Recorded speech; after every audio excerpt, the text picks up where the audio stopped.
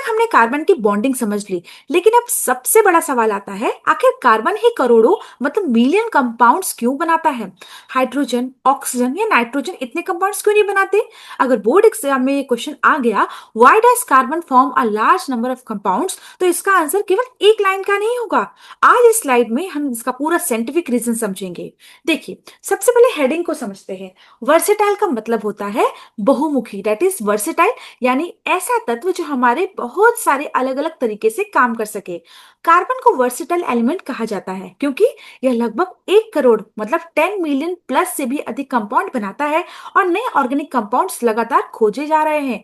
देखिए, कार्बन की वर्सेटालिटी मतलब मुख्यतः कैटिनेशन और टेट्रावैलेंसी के कारण होती है।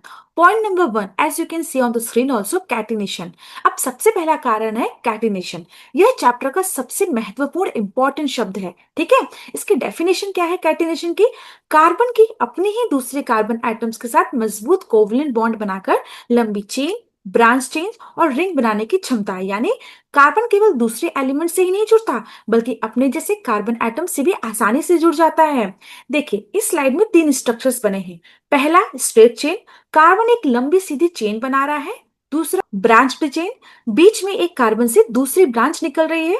और तीसरा है रिंग स्ट्रक्चर, कार्बन आपस में मिलकर रिंग बना रहा है। यही बेंजीन जैसे कंपाउंड का आधार है। देखिए, एनसीईआरटी के एक्स्ट्रा पॉइंट डिस्कस कर लेते हैं।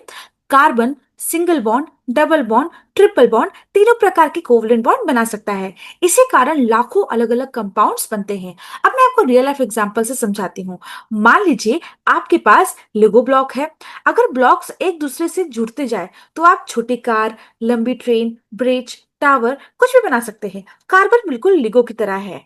Point number 2, that is small atomic size. अब दूसरा कारण है, कार्बन का एटॉमिक साइज बहुत छोटा होता है। इसका फायदा क्या है? जब कार्बन बॉन्ड बनाता है तो उसके न्यूक्लियस और शेयर्ड इलेक्ट्रॉन्स के बीच डिस्टेंस बहुत कम होती है, इसलिए बॉन्ड बहुत मजबूत बनता है। एनसीईआरटी के एक्स्ट्रा पॉइंट डिस्कस कर लेते हैं। Carbon carbon bond, carbon hydrogen bond, दोनों बहुत स्ट्रांग होते हैं। इसी वजह से बड़े बड़े मॉलिक्यूल भी स्टेबल रहते हैं। अगर बॉन्ड कमजोर होता तो इतने सारे ऑर्गेनिक कंपाउंड कभी नहीं बन सकते थे। अब बात कर लेते हैं point number 3, that is tetravalency. अब तीसरा और सबसे महत्वपूर्ण कारण है, कार्बन की वैलेंसी होती है 4, यानी कार्बन एक समय में 4 अलग अलग कोवलेंट बॉन्ड बना सकता है। यही टेट्रावैलेंसी कहलाती है। इस डायग्राम में carbon, hydrogen, oxygen, nitrogen, chlorine सबके साथ बॉन्ड बना रहा है। यानी कार्बन केवल कार्बन से ही नहीं बल्कि कई दूसरे एलिमेंट से भी जुड़ सकता है। अब कुछ एनसीईआरटी के एक्स्ट्रा पॉइंट देख लेते हैं। Carbon, hydrogen, oxygen, nitrogen, sulphur, halogen के साथ स्टेबल कोवलेंट कंपाउंड बनाता है। इसी कारण से ऑर्गेनिक केमिस्ट्री इतनी क्या है, विशाल हो गई है।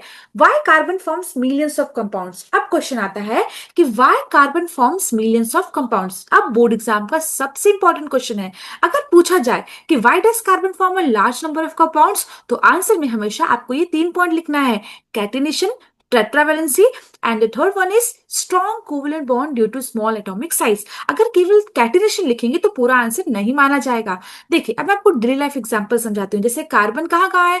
Plastic, petrol, diesel, LPG, medicine, clothes, food, protein, sugar, DNA, graphite, diamond, यानी हमारे पूरी डेली लाइफ कार्बन कंपाउंड्स पर ही क्या है, आधारित है। चलिए क्विक रिवीजन कर लेते हैं।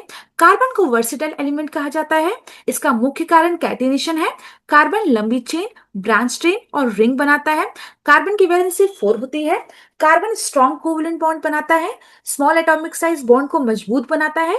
कार्बन लाखों स्टेबल कंपाउंड्स बनाता है। अब बोर्ड में किस टाइप के क्वेश्चन आते हैं, जैसे कार्बन में कैटिनेशन क्या है, कार्बन की वैलेंसी कितनी होती है, कार्बन की वर्सेटाइल नेचर के 2 कारण लिखिए, why does carbon form a large number of compounds, carbon के वर्सेटाइल नेचर को कैटिनेशन और टेट्रावैलेंसी की सहायता से समझाइए। तो इस टाइप के क्वेश्चन बोर्ड एग्जाम्स में आते हैं। अब आपकी बारी है। कार्बन को वर्सेटाइल एलिमेंट क्यों कहा जाता है?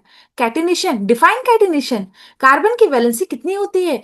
अपने आंसर आप कमेंट सेक्शन में जरूर लिखिएगा। अगले स्लाइड में हम होमोलोगस सीरीज और हाइड्रोकार्बन की शुरुआत करेंगे। वहीं से ऑर्गेनिक केमिस्ट्री का असली मजा शुरू होता है, इसलिए अगला वीडियो बिल्कुल मिस मत कीजिएगा।